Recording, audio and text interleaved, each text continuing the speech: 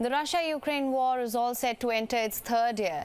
In the latest, Russia has carried out another wave of attacks on Ukraine, killing 18 people and injuring over 130, as per President Vlodymyr Zelensky. The attacks reportedly hit Kharkiv and Kyiv. As the war rages on, Zelensky has been trying to ramp up support for Ukraine. U.S. President Joe Biden's $60 billion aid request too faces GOP opposition, with the Republicans using it as leverage. U.S. officials have painted a grim picture of what might happen if aid does not get through, saying that without aid, Russia could take out Ukraine in weeks.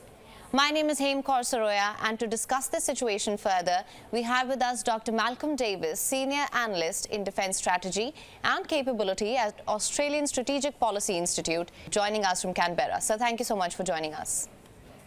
It's my pleasure. Sir, Russia has carried out another wave of attacks. This war is all set to enter its third year. What is your assessment of Ukraine's defense?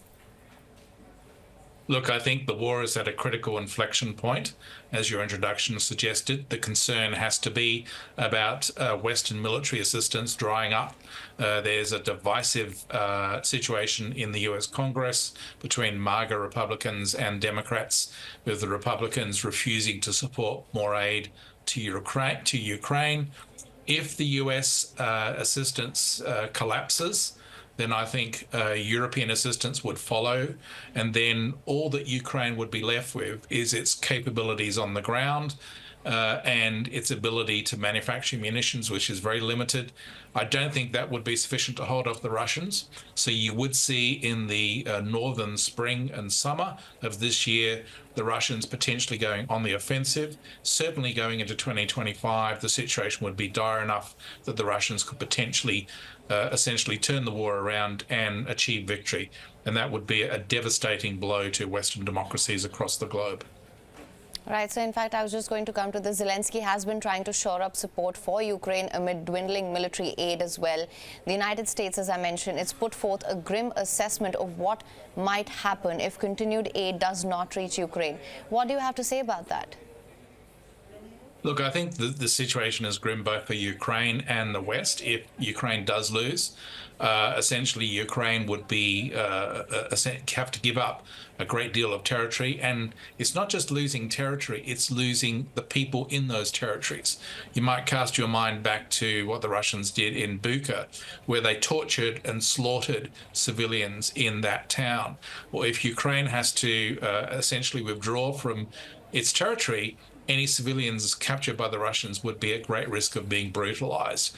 At the same time, the longer-term strategic implications of a Russian victory would be dire for the West, because Russia would be able to use its military-industrial capacity to build up its military forces such that in 2 or 3 years' time, it could then threaten NATO directly with an attack. And we are then talking about a much more dangerous war with all the potential consequences, including escalation through the nuclear threshold. So it's vital that Western military assistance to Ukraine continues to flow. Right. And speaking of NATO, Turkey has now ratified Sweden's NATO membership bid. How do you think an expansion would impact this war? Look, I think Sweden joining NATO, as with Finland, is a good thing for Western defence. I don't think necessarily it implies any direct impact on the Ukraine war, but it does make Russia's strategic situation that much harder, which is a good thing. It essentially makes it much more difficult for Russia to launch attacks in the northern part of NATO, particularly in the Baltic Sea. Sweden is a modern defence power with its own significant defence industry. So I think that it is a good thing for deterrence against Russia, but it doesn't necessarily impact on the Ukraine war directly. All right, so now Russian President Vladimir Putin winning the election, that's seen as a foregone conclusion. However, Boris Nadezhdin's bid that's kindled some hope for pro-peace Russians. Do you think this will have any bearing on the course of the war? No, I think that Putin will win as basically is the election is being set up for him to win.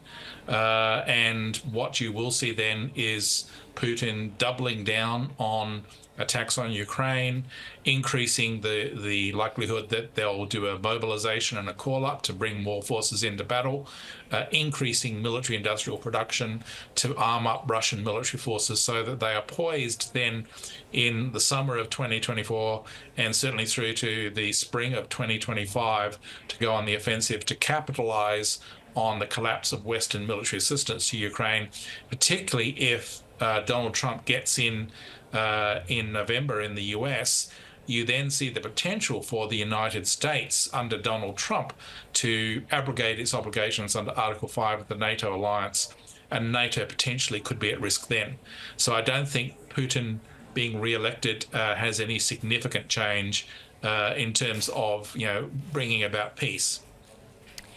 So the question that everyone's been asking since the start of this war, what would it take to get both sides on the table to negotiate peace? Do you see an end to this war anytime in the near future? No, is the short answer. The Russians are not interested in negotiation. They want victory. They have made it clear in discussions in the UN that their goal is the destruction of the Ukrainian state, the end of the Zelensky government, and that's what they're going for. Putin feels that he can outlast Western resolve, and so I don't see the Russians being interested. The Ukrainians can't negotiate because if they negotiate, they have to give up territory, and as I said earlier, if they give up territory, they give up the lives of their people to Russian brutalization. So there are no off-ramps here. There are no paths to a peace negotiation.